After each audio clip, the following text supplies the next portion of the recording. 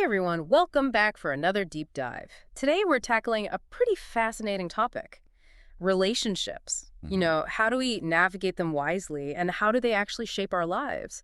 We'll be exploring this idea through a thought-provoking text called ushiwurus.txt. Interesting. And just for context, folks, that translates to the biggest foolishness of people is indulging in low-level socializing. Low-level socializing. Okay, that's got my attention. Yeah. It kind of suggests that not all relationships, maybe even friendships, they're good for us. Like some of them might be holding us back. That's exactly the point this text gets at. Right out the gate, it throws us this cautionary tale about Shiyuzu. He was this super successful businessman, right? Right. But then he hits financial ruin, and suddenly the friends he thought he had, the ones he was so generous with, always helping out, yeah, they were nowhere to be found. That's tough. Yeah. It really makes you think because we often assume that if we're generous, people will be loyal to us in return. But Shiyuzu's story, it's a good example of how sometimes that's not how it works out. And it's a good reminder for all of us listening to think about our own relationships. Are there anything where we're constantly giving but not really getting anything back? Yeah, that's a really important point. It's not about being selfish, but making sure there's some kind of balance, that give and take. The text also talks about this painter Oh, from the novel Moon and Sixpence. And this guy, he was constantly being made fun of and taken advantage of by the very friends he was supporting financially. man, that's just sad. Both of these stories really highlight how important it is to set healthy boundaries. You got to protect yourself. I mean, if you feel like you're constantly being used or taken for granted, well, that's a sign that maybe you need to rethink the whole relationship. Right. It's like you want to be there for your friends, but you also don't want to be a doormat. You know what really stuck with me? It was this quote from Aniti's comment on the song The Good Guy. It said, "Sincere to everyone, but can't be a good person. Some smile at you, behind your back call you stupid. Some accept your gift, in their hearts curse your poverty." Whoa, that's pretty harsh. But I get it. Sometimes when our generosity isn't appreciated, it can be really disappointing. Mm. You got to remember it's okay to say no, you know? Absolutely. And speaking of difficult situations, the text brings up this story about a radio host, right? He's got this old friend who comes to him asking for help, wants him to get his son a job. Okay, makes sense. But then the friend goes and basically threatens the radio host, says if he doesn't help, their friendship is over. Oh, wow. So, like, what do you do in that situation? It's supposed to be a friendship, but that sounds super manipulative, right? You almost have to ask, is this even a real friendship to begin with? Right. You don't want to let a friend down, but you also can't let them walk all over you. I think it was the writer Sukin who said, "When there is no return for your efforts, please restrain your deep affection and become a cold-hearted person.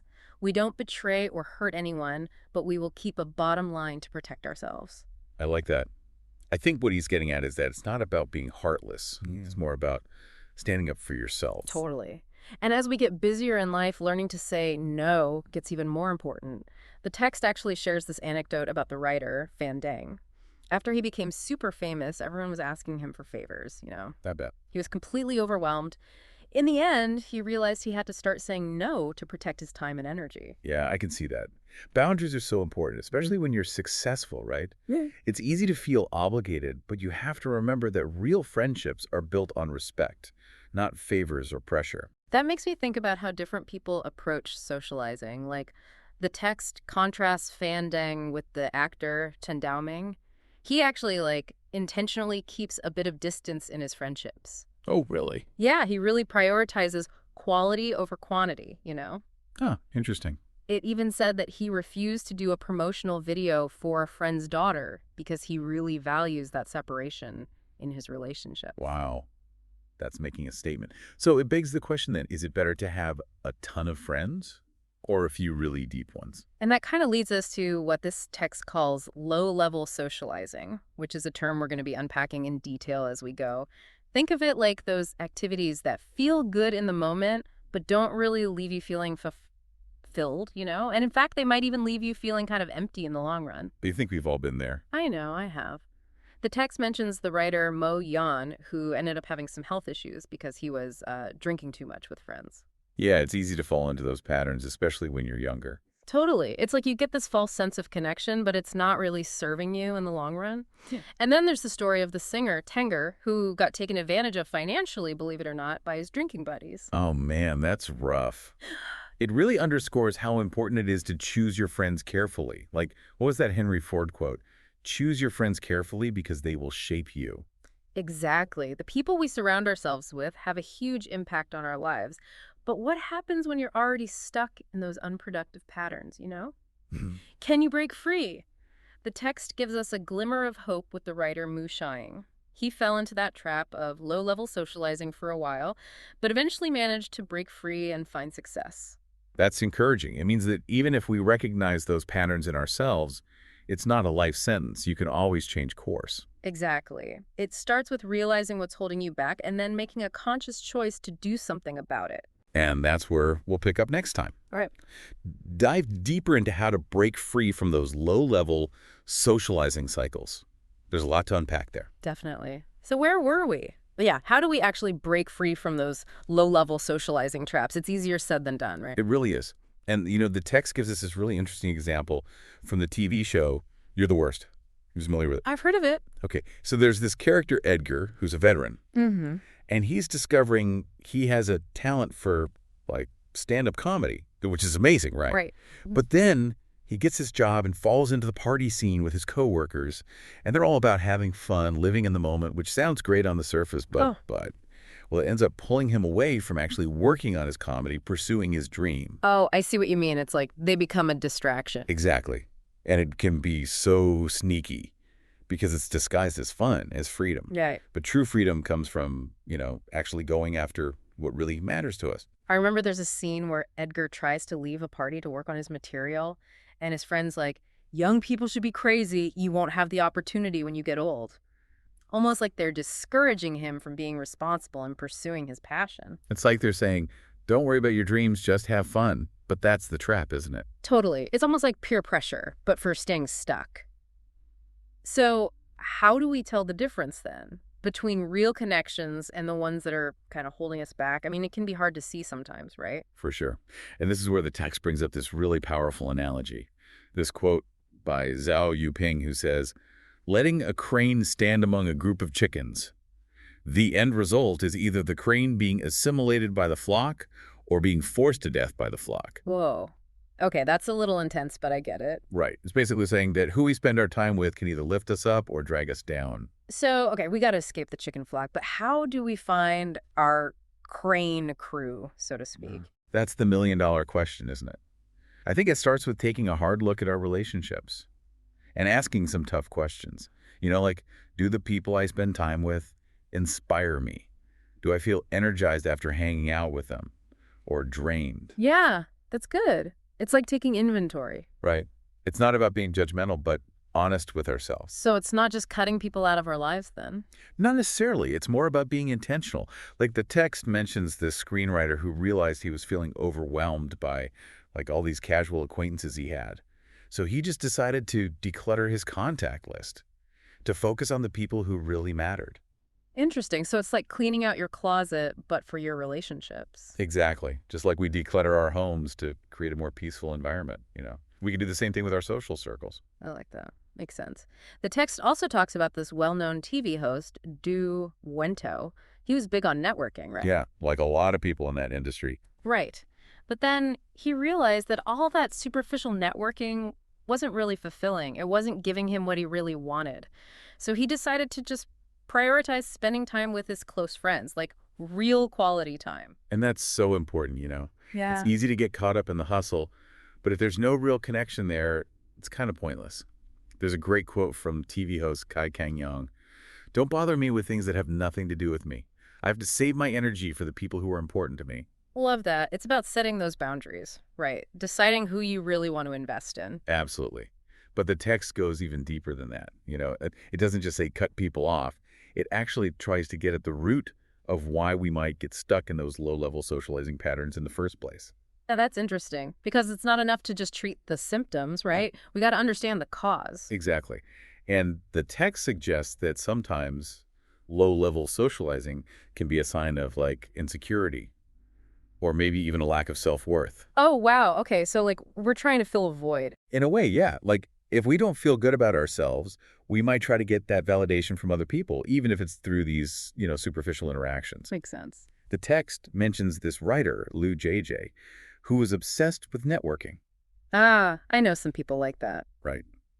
But eventually, he realized that it didn't mean anything if he didn't actually have any real accomplishments to back it up. It's all surface, no substance. And there's a quote from Montet that really captures this idea. Only when you are truly excellent at the same levels as those big names can your social interaction be truly effective. Otherwise, it's not a network, it's a contact list. Dang, that's good. Right. It's like we got to build that foundation first, that strong sense of self-worth. Otherwise, our relationship's going to be shaky no matter what. So it's an inside job, really. Totally. And to illustrate this, the text contrasts Lou JJ with Steven Spielberg. Oh, interesting. Okay, I'm listening. So early in his career, Spielberg was a huge fan of George Lucas. Right. But when he tried to, connect with Lucas, he was basically ignored. Ouch. I bet that hurt. Right. But here's the thing. Spielberg didn't let that stop him. Instead, he channeled that energy into getting better at his craft. He focused on becoming the best filmmaker he could be. And what happened? Well, as his success grew, so did his reputation. And guess what?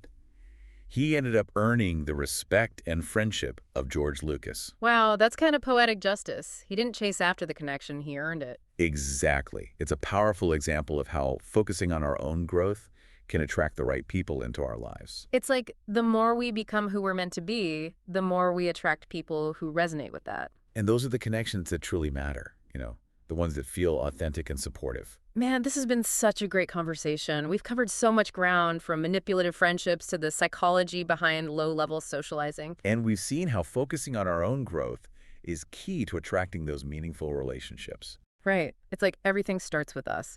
The text leaves us with this final quote from writer Lu Young that really sums it all up. In this life, what often limits your development is not IQ or education, but the circle you live in. Powerful, isn't it? It's a Mm. reminder that we have more control than we think when it comes to shaping our lives. And that includes the people we choose to spend our time with. This whole deep dive has been so eye-opening. I'm definitely going to be looking at my own relationships with a fresh perspective. I hope so. And, this is just the beginning of the conversation. There's so much more to explore when it comes to building healthy, fulfilling relationships. For sure. I'm already thinking about who I need to connect with more intentionally, and maybe some relationships I need to reevaluate. That's great. It's about being honest with ourselves and making choices that truly support our well-being. It's like we were saying earlier, it all starts with us. Thanks for joining us for this insightful deep dive into the world of relationships. We'll see you next time for another fascinating exploration. That quote from Lu Young, the one about our circles limiting us more than our IQ or education. Well, it really stuck with me. It's kind of crazy when you think about it. We have more power to shape our environment than we realize. I know, right? It's easy to get caught up in personal development stuff, like reading all the right books, taking courses, mastering skills. But we often forget about the people around us. It's like they're our unofficial board of advisors or something. But instead of giving direct feedback, their influence is more subtle. It's in their actions, their conversations, even their way of being. Yeah, exactly. And sometimes it's not even about negative influences holding us back. It can be about being around people who are just content with where they are, not really striving for more. And that can be contagious. It can kind of dim our own fire. So it's not just about escaping the chicken flock then, it's also about actively seeking out the crane crew, the folks who are soaring. Exactly. It's about being intentional about surrounding ourselves with people who inspire us to be our best, people who challenge us, celebrate our wins, and, have our backs when we stumble. This is making me think about my own circles. Are there some relationships I need to maybe reevaluate? Or maybe some people I should be connecting with more intentionally? I think that's a great takeaway from this whole conversation. It's not about judging other people or cutting people off. It's more about being honest with ourselves. Which relationships really feel good, which ones nourish us, and which ones maybe drain our energy or hold us back. It's easy to forget that our time and energy are limited, right? Totally. We only have so much to give. Mm. So it makes sense to be mindful about how we invest it, both in ourselves and in our relationships.